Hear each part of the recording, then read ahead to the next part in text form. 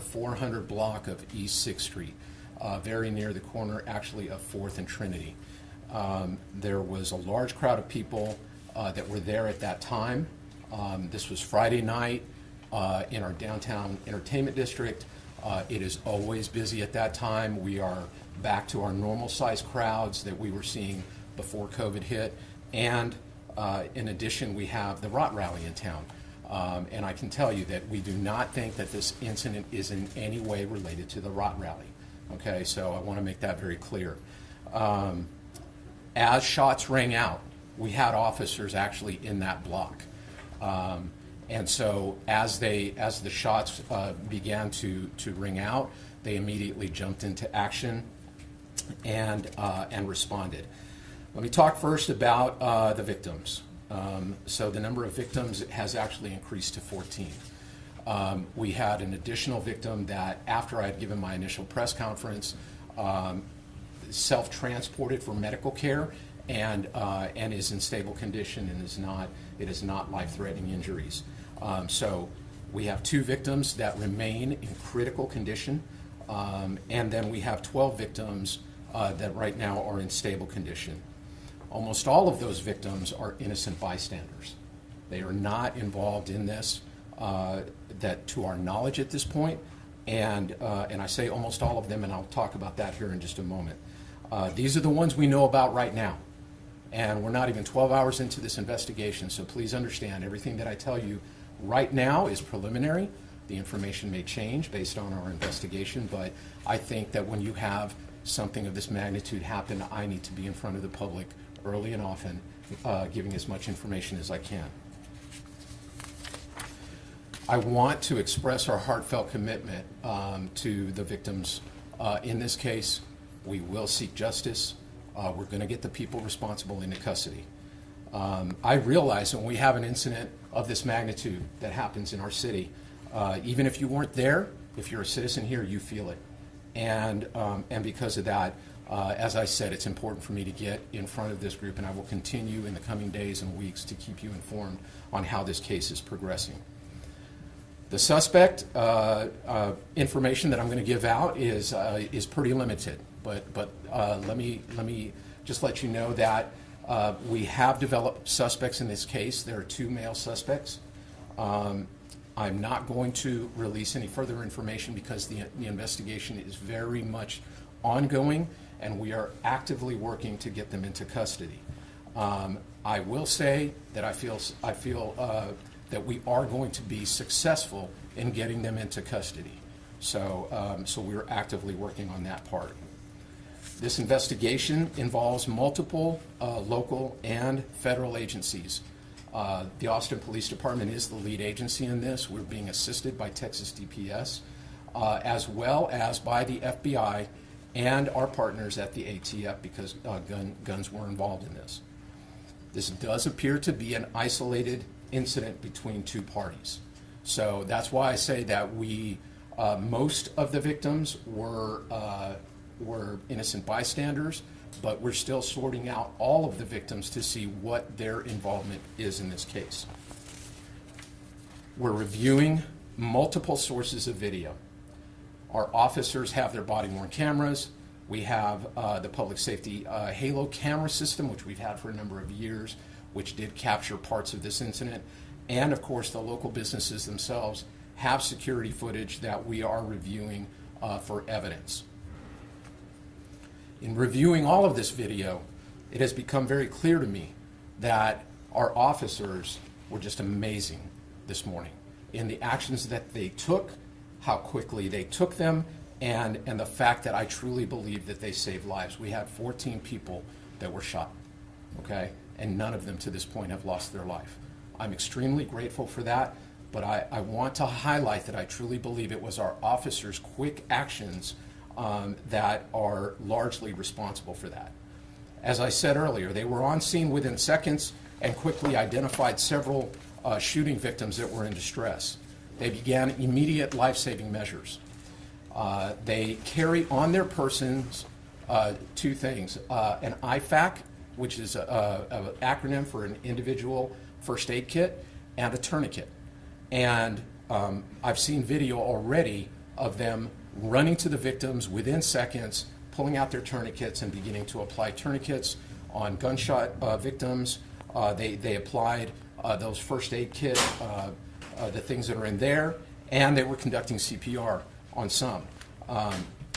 As EMS made their way through the large crowds, officers did not want to delay care, and they actually began carrying victims from the immediate crime scene, and in some cases, they transported those victims in their police vehicles so not to delay that care. It was clear as people were running out of that scene, our officers were running in. And I don't want that to be lost on people because they are there to ensure the safety of our citizens and to provide that medical care that was crucial in saving lives. Ultimately, our officers transported 6 victims from the scene. EMS transported 4 victims, and 4 victims transported themselves for medical care. I stated earlier, I'll restate, those are preliminary numbers right now. They may change, including going down if we find out that any of that information is incorrect. I want to talk a little bit about safety downtown, okay? It is one of our paramount things that we put a lot of resources into, including our staffing. Last night I had 5 shifts of officers that were working when this happened. That is not unusual, and we staff them fully. We want to make sure that we hire, even if we have to hire overtime officers, to make sure that that happens. I have talked about the staffing shortages that we are experiencing at the Austin Police Department. It is making it hard. I'll just tell you that it's making it very hard for us to continue to staff at these levels, even if we offer overtime to our officers. I stated that our crowds are back to the normal size, and we have the Rot Rally in town, so that's an additional number of people that we had here, and it was very, very crowded last night. I have reached out to our partners at Texas DPS. They will be supplying a number of DPS troopers to assist with additional security this evening, and I will be evaluating the ongoing need to request their continued assistance in the coming days. They have readily agreed to assist, and I want to thank Texas DPS. They have always been outstanding partners in providing law enforcement and public safety services. We encourage people who want to come downtown to enjoy our amazing city. You know, we have these tragic events that happen, and they're horrible. Overall, we remain a safe city. And I think that people should keep that in mind, but also keep in mind when you come downtown, you need to be safety conscious. Travel in groups if possible. Be vigilant of your environment and your surroundings. And importantly, if you plan to drink, have a plan to get home.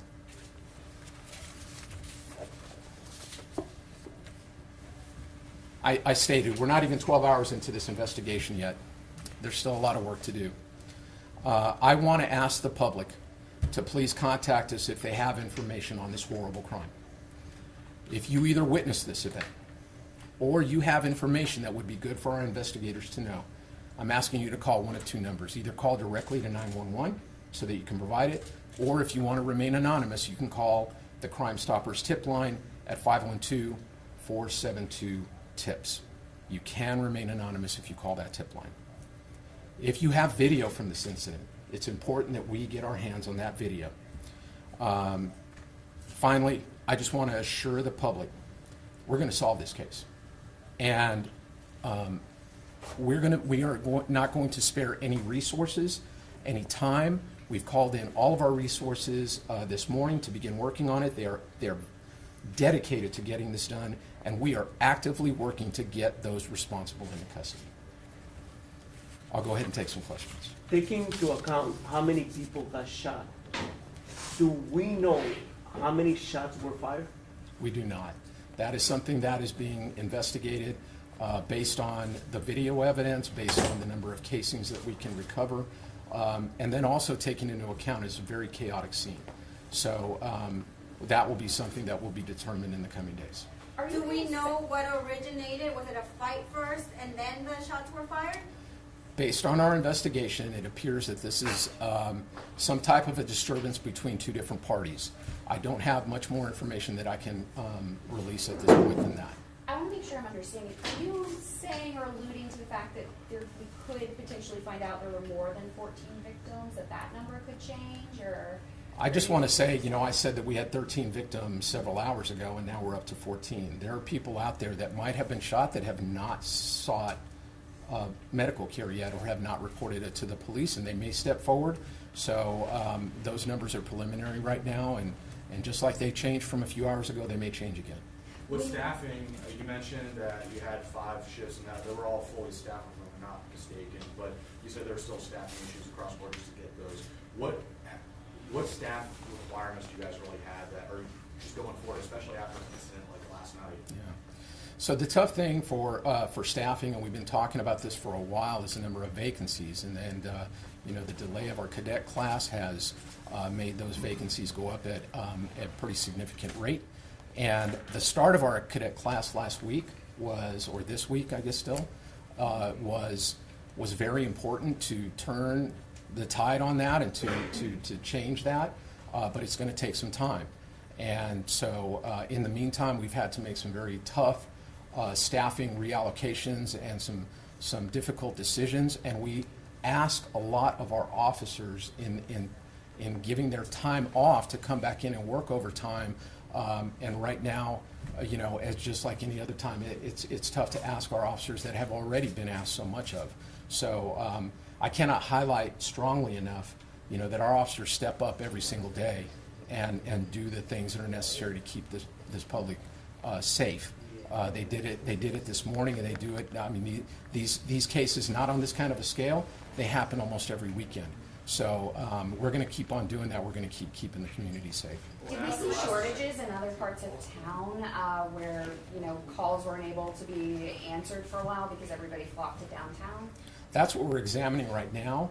We continue to base our staffing model based on how quickly we can respond to our priority calls, and we are slowing down because we have fewer officers. So that is an issue, and it's what we're working on. Chief Chacon, we're live with Univision. Can you say something in Spanish to our audience so they can hear what's going on? Sí, este incidente pasó en la mañana, 1:24 en la mañana hoy.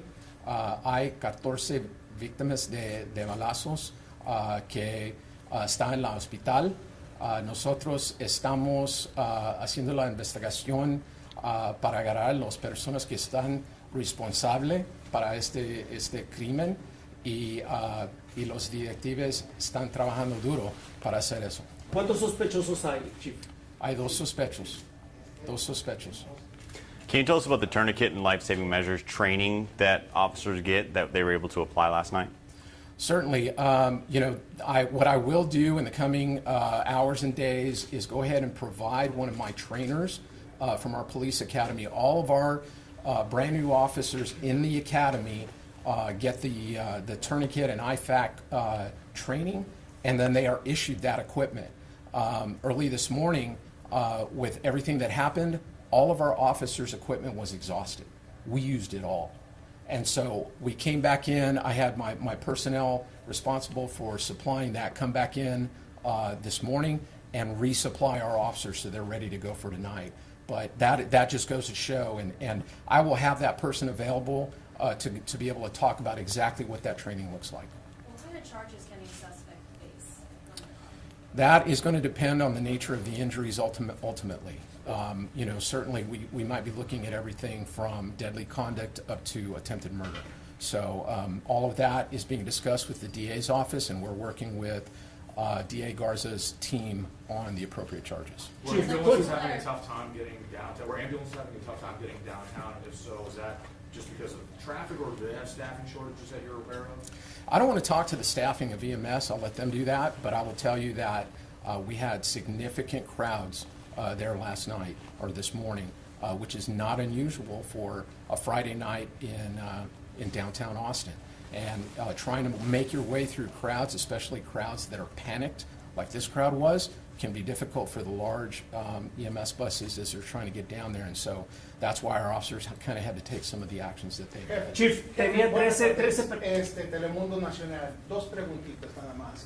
Pregunta número 1, ¿qué fue lo que pasó anoche? Pregunta número 2, ¿Qué tan importantes fueron las maneras de sus oficiales que salvaron vidas al meter a esas víctimas en sus unidades y llevarlas hacia el hospital?